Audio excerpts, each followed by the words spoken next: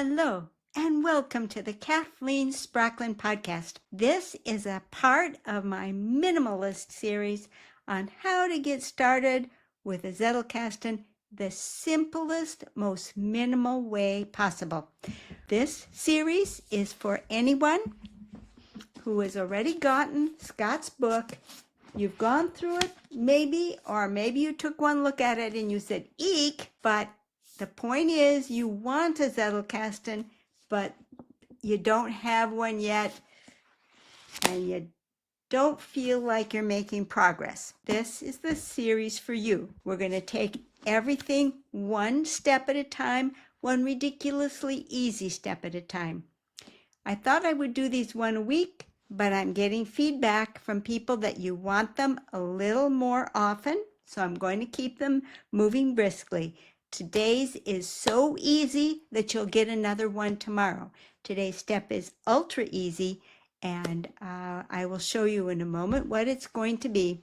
But the whole idea is that we're going to avoid frustration, we're going to avoid overload, we're going to avoid overthinking, because I'm just going to give you one step at a time, and where there might be a whole bunch of choices, I'm going to give you one way of doing it at a time. So that way, when we go through all the minimal steps and you have a working Zettelkasten in front of you, you can start using it.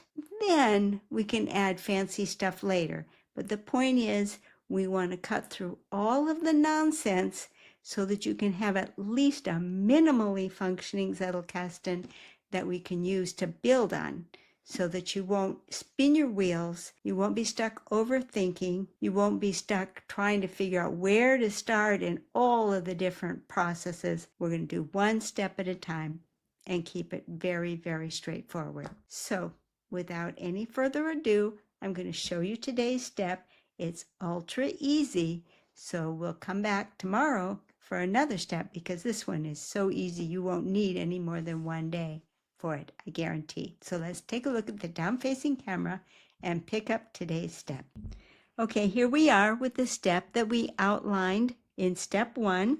I suggested that you start with a book and that we make out a simple card.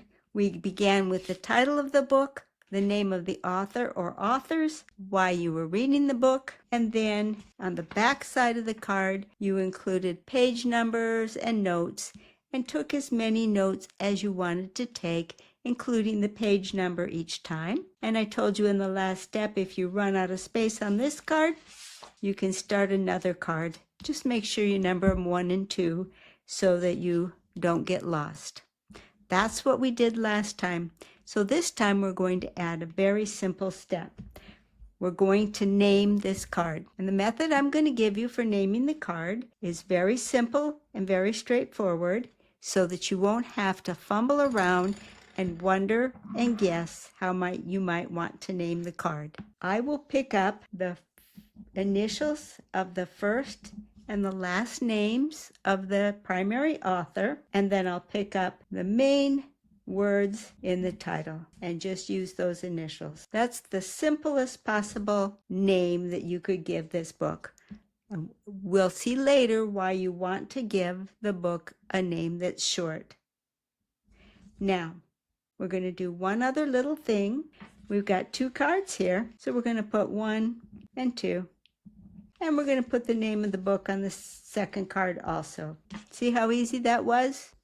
Now, a lot of my regulars are actually watching this series, and so if you are, you know that I tend to really use a slightly different naming convention, but that's not the point of this minimalist series.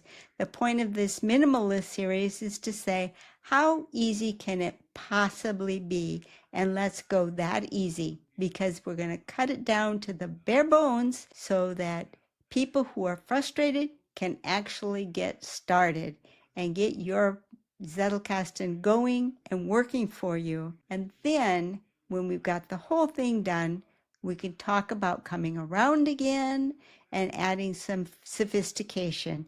If you're still interested at that point, or maybe just having a minimalist Zettelkasten will be all you need. You'll get to decide how fancy you want to go with your system. But this point here is so that you don't have to dither around with designs. You don't have to make a whole lot of choices.